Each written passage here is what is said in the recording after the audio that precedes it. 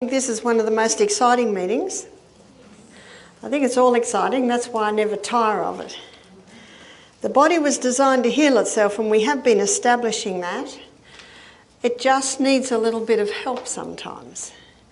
And so this morning and this evening we're going to have a look at the things that you can do to the body to stimulate healing.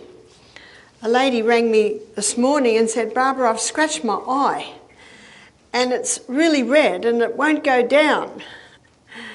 What do I do?" And isn't it something that we often have a dilemma over? What do we do?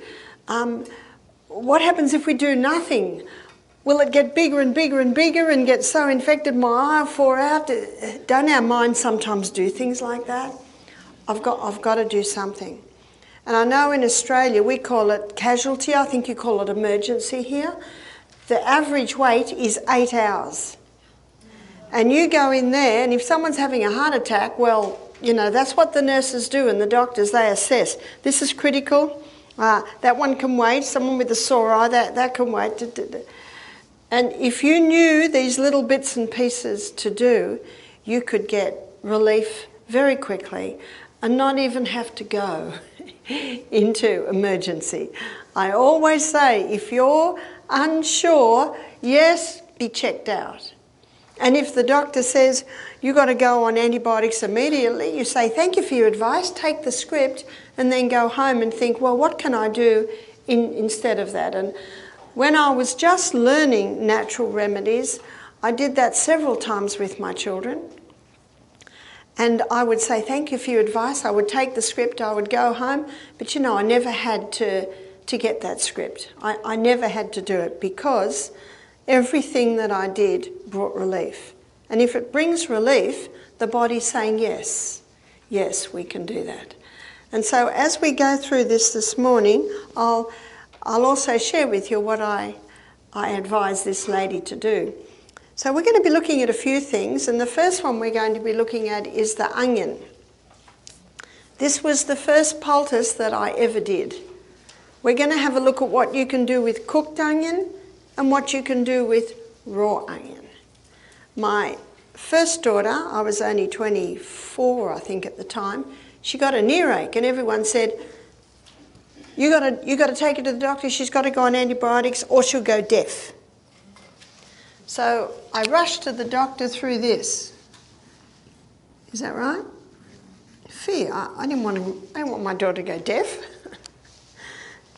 And put her on the antibiotics. I was a bit of a hippie, back to nature lifestyle, only just learning things like that, but I didn't know what to do when they got sick. And put her on the antibiotics. Within 24 hours, everything had settled down. I think the antibiotics stopped in 5 days, earache came back. What do? I didn't know what to do.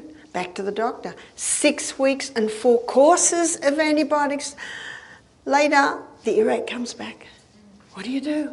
I was so frustrated. That's why if ever a mother contacts me, I say to Michael, I'm banned to give advice in Australia, but if a mother rings me, I will answer. And I won't tell her what to do. I will say, this is what we do at Misty Mountain Health Retreat. Because I know what it's like to have a problem, and what do? So I went back to the doctor. I didn't know what else to do.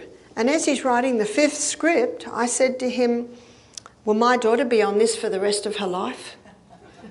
I'm beginning to come to that conclusion. He was challenged by my question.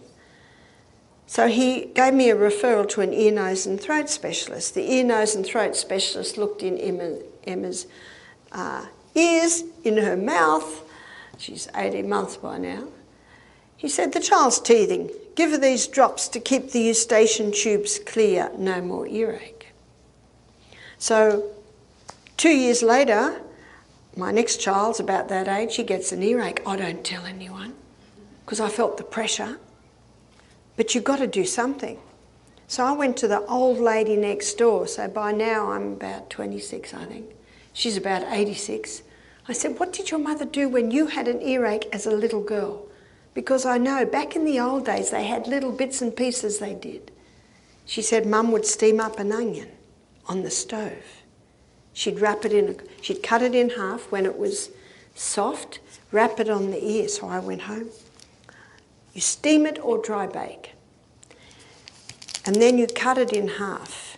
And you cut it acrossways so that what you're looking at is the rings. This is a nice big onion. For a child, you might use a smaller onion. And you leave all the skin and everything intact because that holds it together. So you're looking at the rings.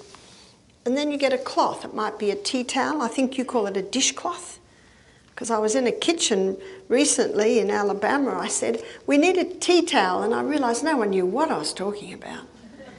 And I think you call it a dishcloth, yeah? What you dry dishes with? Dish towel. Dish towel? Yeah, we call it a tea towel. So you cover it over a few times. What have I got here? I just asked if anyone had an old sheet. You know, sheets that are getting very thin, starting to tear. They're perfect for poultices. Ideally cotton, they're thin. And then you just wait until it's the right temperature and then put it on the ear. And then you might put a piece of plastic. What the plastic does is it insulates it, keeps it from chilling, protects the clothes, and then you bandage it on.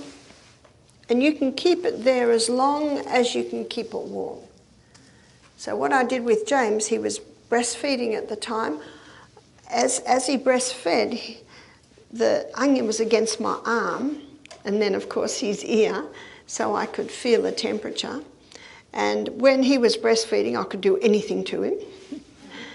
And it must have brought him a lot of relief. The heat brings relief. The onion is a drawer. And he fell asleep. And what I did was I laid him down on a towel that had been folded up about 8 times. So I laid him so he was lying on the onion with all that toweling behind it, and I knew that would keep it warm.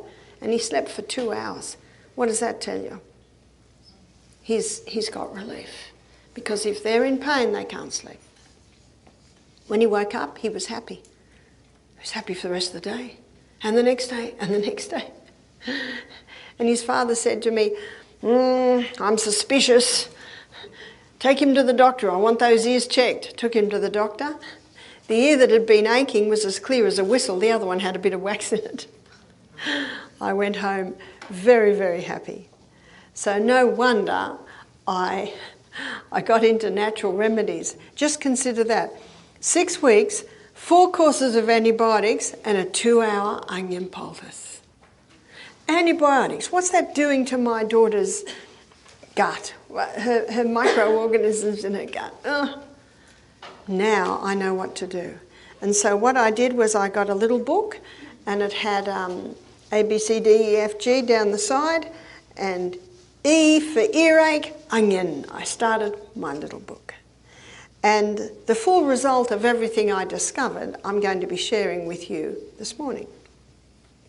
And there is a lecture online. It's a 50-minute lecture on poultices. So I'm going into a little bit more detail today because we have a little bit more time. I'd never used it on myself, but I've certainly used it on children, on grandchildren.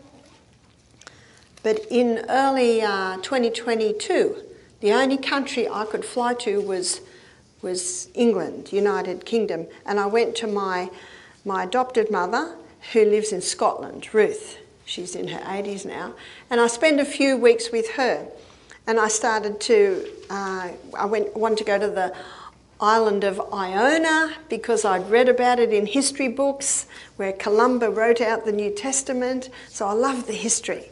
And I stayed in the little town of Oban. I had a bit of a sore throat, which is not uncommon when you're travelling a lot. And because I continued to travel, it got worse and worse. And by the time I got to my little bed and breakfast where I was staying, the ache had gone right up to my ear and my ear was throbbing. Here I am in a little coastal town in Scotland. I don't know anyone. What are my options? Find a doctor. What's the doctor going to do? Give antibiotics, which I really don't want. But I'm travelling. And then I had a bright idea. I'll go to a restaurant and ask them for a cooked onion. So I went into 2 little fast food places and you just smile very nicely and say, excuse me, I just like to buy an onion. Oh, we don't do that. We don't do, all our onions are chopped up. And I finally found a little restaurant. And I said to the young man, I said, I've got a very strange request.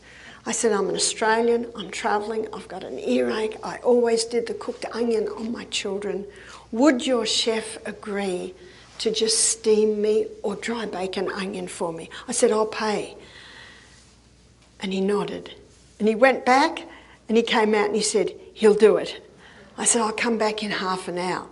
It'll take that long to get it soft. I came back and true, the onion was this big. It was huge. And what was very nice, he would take no money. I said, thank you so much. So what am I going to do? I'm in a little room, and this little room, it was in an attic. I thought it was a really good price, then I found out why. I'm only 5'2.5". There was only one point I could even stand in the room. It was right next to the bed. I'd hate to be 6 foot. And what am I going to do? So there was a little hand towel there, so I wrapped it in the hand towel, and because I had two, I thought I can do that here and here because I've got the sore throat and the earache. So I wrapped it up in a little hand towel. I hadn't used my trash can and it had a plastic lining, so I pulled that out. You know, necessity is the mother of invention. And then I put that over it because I knew I had to insulate it to keep it warm. And then I got another big thick towel and put that over it, and I laid down in bed. It was 3 o'clock in the afternoon. And I read and I dozed, and in and out of sleep I read and I dozed, and I kept it there for about 3 hours. And the pain came from, it was just about 10 out of 10, which is just your ears exploding. And the heat immediately brought me some relief. It did not take the pain all away, but it just brought it down. It brought it down to 8 out of 10. And after 3 hours with dozing a little bit, and you can't doze if you're in incredible pain, so it had brought, and because I'd insulated it so well, it kept warm for 3 hours. So at 6 o'clock, I thought, I think that's enough. My pain is now down to about 5 or 6 out of 10. You can handle that. So I got a cold cloth, because whenever you've got heat and you take it off, you must seal with a bit of cool. And I also, I have to tell you, I could not eat because I could not open my mouth. And when I put anything in, I could not swallow. I could not even drink water. So when I took the poultice off, I had a hot shower, finished with a quick cold. And it was really cheap. I had to go down the hall and find the bathroom, but there it was. And and I could drink. I could swallow. I could sip little bits of water, only a little bit, and I slept all night, praise God. And when I woke up in the morning, and this is the day I'm doing my big trip out to the island of Iona, I could swallow, I could drink, I could even eat, and the pain had come down to about a 3 out of 10. I tell you that because if someone takes a painkiller, within half an hour their pain's gone, is that right? But remember, pain is a knock. And when you take a drug, it just silences the knock. It's not fixing anything. So pain has a purpose, and it's giving you a message. So what this did was this brought my pain down to bearable. And remember what sleep does? Sleep is your healer. So I think by 8 o'clock I was asleep. So I had a good about 10 hours sleep that night. Sleep is your healer. I think when you sleep, it's like you're putting your body on nature's operating table.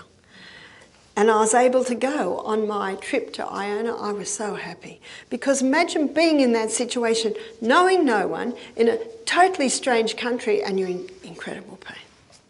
And I know if I just go and get a painkiller, when that wears off, guess what? The pain's there again. The body gives you signals. So what you're always looking at is symptoms. And it is true that medicine treats symptoms, but it just usually silences the symptoms.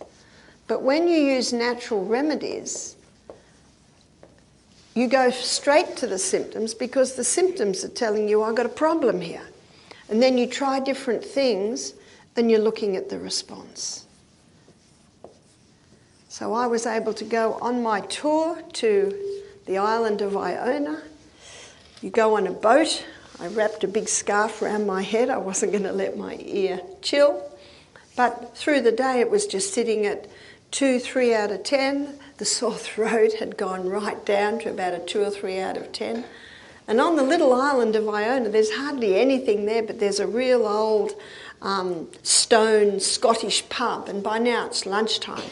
And I needed water, so I was going to go and buy some water, and then I saw a sign that said carrot soup. I thought, yes, very nice for the throat. And the lady kindly filled up my water bottle. When I got back, now what you got to do now, you got to tell those people in the restaurant because they were so kind what they did to me. So I decided to go there to have my tea or my supper because they had soup, and soup very nice on the throat. I didn't see the waiter that had helped me, and just when I'm about to go, I saw him. He just came on duty. So I went and I said, and I smiled. He said, "Did you go to Iona?" I said, "Yes, because of the onion poultice." I said, "I had that onion poultice on for 3 hours and it just brought the pain right down." You see, what's happened now is I've given testimony to that young man. Now, he'll tell everyone in the restaurant, because they've never had a lady from Australia come in and ask for an onion. And the chef that cooked the onion, can you see, this is the best way to spread the word out. So a cooked onion poultice is best for an earache. What happens if the next day my earache came back? What do? I just do the onion again. And if it comes back every day for 7 days, what do? Just do the onion again. And it eventually will go. That didn't happen to me, but I've known it to happen to some people. And when I investigate, I look at their history, because the history tells you a lot. And this lady that it happened to, she had earaches as a child. She used to swim and always get earaches, and they ate a lot of dairy, which mucus builds up in the eustachian tubes. So she had a history of a lot of problems with her ears, and now she's a lady in her 40s, and it's almost as if the ears have to go through this to get a cleansing because of what happened way back there. And on the 7th day she woke up and her earache did not come back. Can you see what you're doing? It's very, very important to listen to the body.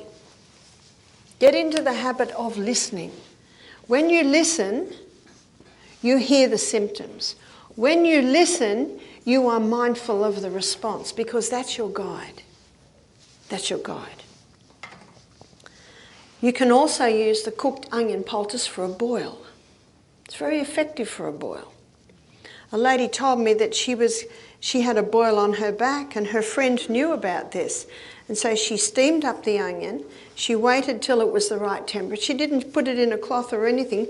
And about this size is good, because if you're doing a boil, say the boil is about this big, you want it bigger than what it is.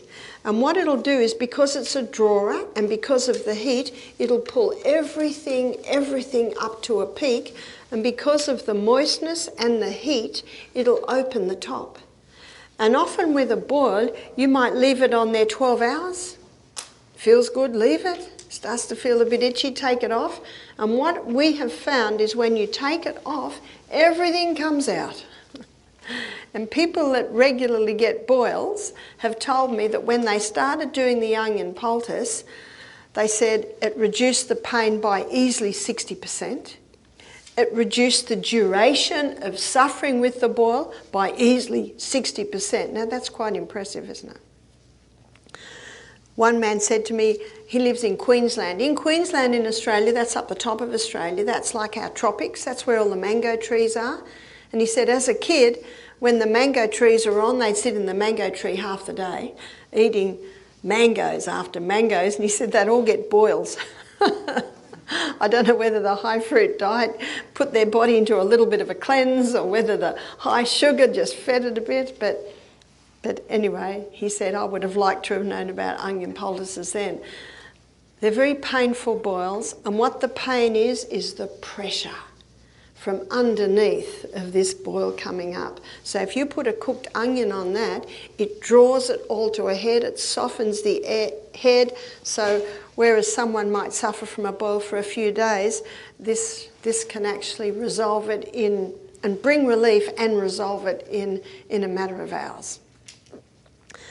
What I have since learnt is that when you steam an onion and it's hot, you can squeeze some of that cooked onion juice into a spoon. Now it'll be boiling and the spoon will be cold. So when the boiling juice hits the cold spoon, it just comes to a nice temperature, and that can be poured into the ear. And then you wrap this up and put it on the ear. I didn't have spoons or anything in my situation. I just wanted that onion on my ear as quickly as possible. I wonder what the cleaners thought the next day when they were cleaning up the towels and they all smelt like onion. So that's what you do with cooked onion for an earache and for a boil. Now we're going to have a look at raw onion. And there's a few things you can do with the raw onion.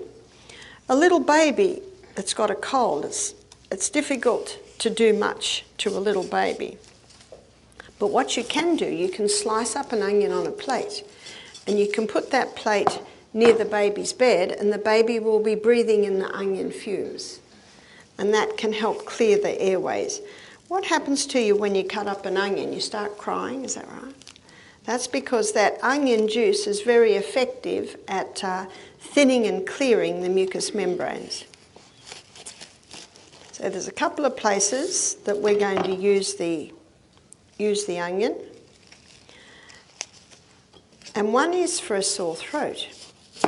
For a sore throat, you finely slice the onion.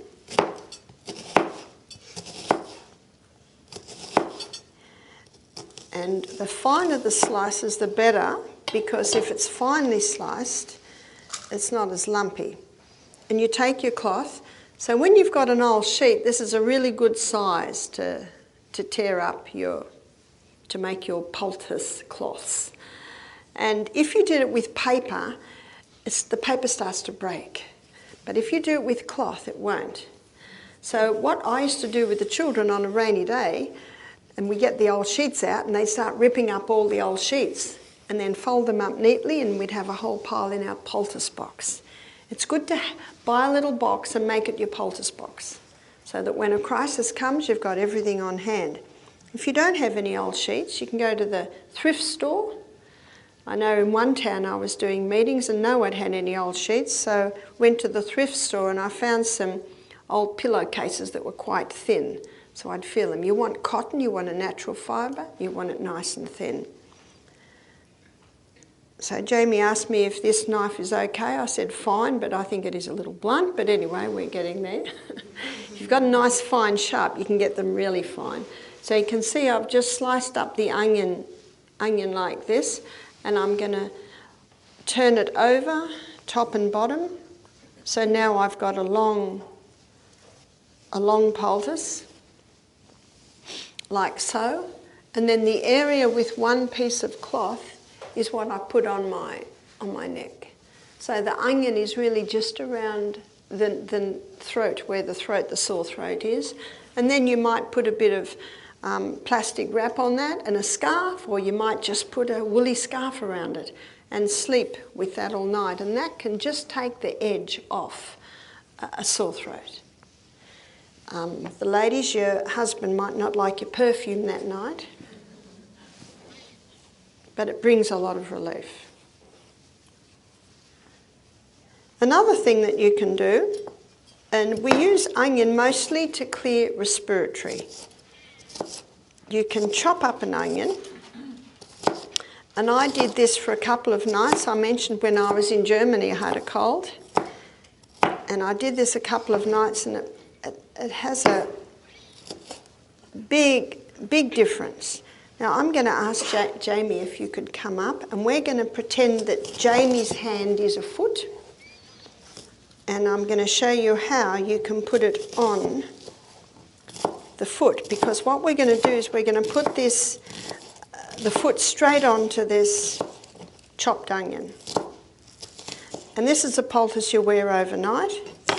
So what I did was I just got a cotton sock and I put it all in the cotton sock and put it on, and then I put plastic over that, then I put a woolen sock on. But I haven't got any socks here, so or you can just use a cloth. So we're going to pretend that Jamie's hand is a foot. And so the hand goes straight onto the onion. And you spread it out to make sure that it's covering every bit. And then you cover that over. And then you get a plastic bag, just come with me. And what the plastic bag does, thank you, plastic bag just keeps it all in place, and the plastic bag also protects the sheets from smelling like onions. And then you just twist that round and round, put it round the ankle, and then you put a sock on, and the sock will hold it all in place.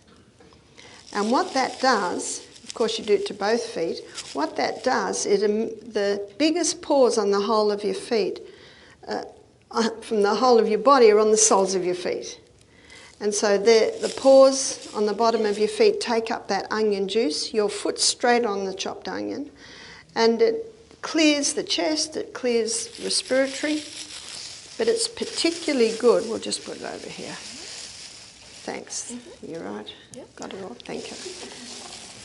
And then in the morning, just throw the whole thing in the bin. Well, I had a sock on, so I didn't throw the sock in the bin. I just pulled it out. Thank you. So that's a real easy one. And I'll tell you a couple of stories to illustrate what it does. I was at my daughter's house and her little boy was 3 and he had a cold. And we gave him a hot bath, and I'm going to show you how to make onion syrup in a minute. We gave him some onion syrup and we put him to bed, and he coughed and he coughed and he coughed. And we thought he'll sleep in a minute. But after he just coughed and coughed for half an hour, we got him up, we chopped up the onion, we wrapped it on the bottom of his foot, put the sock on, put the plastic bag, then another sock on top, put him back to bed, not one cough all night. You almost have to do it to believe how effective it is. And then a girlfriend of mine who knew about this, she said, I was camping, because in Australia we've got a lot of lovely coastal beaches. And she was camping by the beach, and the lady in the tent near her coughed all night long. So in the afternoon, my friend went to her and she said, I noticed you've got a cold. And the lady said, I'm so sorry, I'm probably keeping the whole camp, side awake with my coughing. And my friend said, do you mind if I try something? She said, anything. And of course, when you're camping, you've always got some plastic bags. You've always got some socks. Always got some onions. And so she made her the poultice for the bottom of the feet, told her what to do. No cough the whole night. Not one cough. And what's interesting, you don't even know if this lady's drinking enough water. You don't even know if because if you have a large evening meal and you got a cold, that can just about guarantee you're going to cough all night. So that's another important point if you've got a cold. Go to bed. If you're hungry and it's 6 or 7 at night, have a bowl of soup.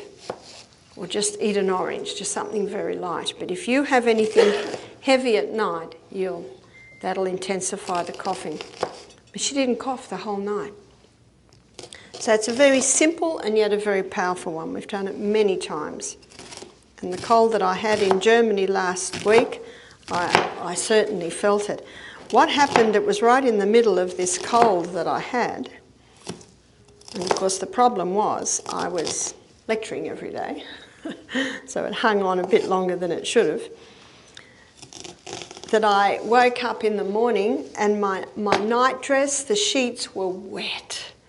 So the onion on the bottom of the feet, not only had it cleared my head, but it had put me into a bit of a fever. And as you'll see tonight, fever is a wonderful thing. If you get a fever in the middle of a cold, I can guarantee you'll heal a lot quicker, because fever has a purpose, as we will see tonight. So I washed everything and I felt very good. It almost seemed to be the turning point of my cold. So something else you can do with raw onion is make an onion syrup. We couldn't find a jar. We usually do a jar, so we're going to do a glass bowl. And remember, onion is a drawer. So if you use half an onion, never wrap the other half in plastic and put it in the fridge, because that half onion is going to absorb all the chemicals out of the plastic. So what do? Well, I think I mentioned earlier in the week, it seems a long time ago, Monday, doesn't it? That my husband, I make vegetables for him every morning. So if I've only got big onions, I'll just use a quarter of an onion. I'll chop it all up, I'll put it into a glass jar with a metal lid, and I'll put it in the freezer. And then I can just pull out a bit of frozen onion for the next few mornings. So never put plastic on a cut onion, because the onion will just absorb the chemicals. So I've got about ½ an inch there. Let's have a look and see what's going on here. I think you pull it up, do you?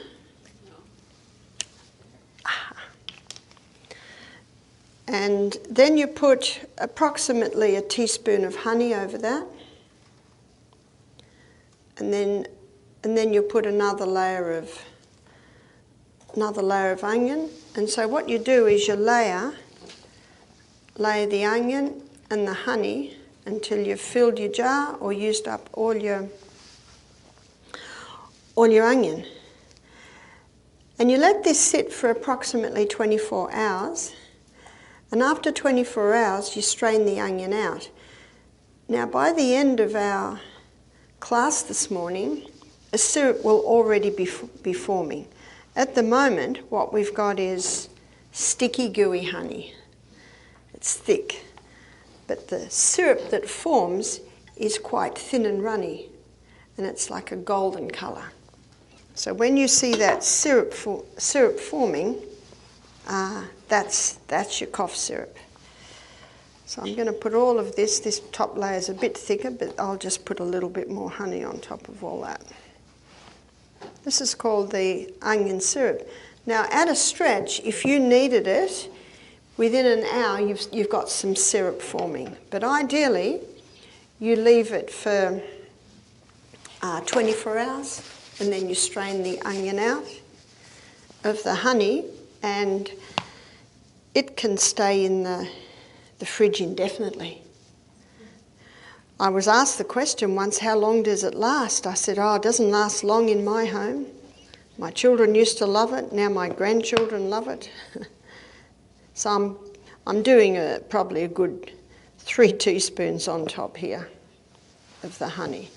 So you can see that we have no syrup forming. All we've got is the thick, gooey honey and the onion. But by the end of our class this morning, there'll be a runny syrup forming. But again, you keep that for 24 hours. Now what I will do when our class finishes, I'll just put a little china plate on top of that. Do you leave it at room temperature? Yep, it can be left at room temperature. And then once you strain it, you put it in the fridge? Yep, you can put it in the fridge, but as we all know, honey doesn't go off. Now, because I'm cutting up onion, excuse me while I sing. Thank you. If you've got a cold, chop up an onion. And then you can leave it in the fridge. You probably don't even need to leave it in the fridge because, honey doesn't go off. And you've taken the onion out, which could potentially deteriorate.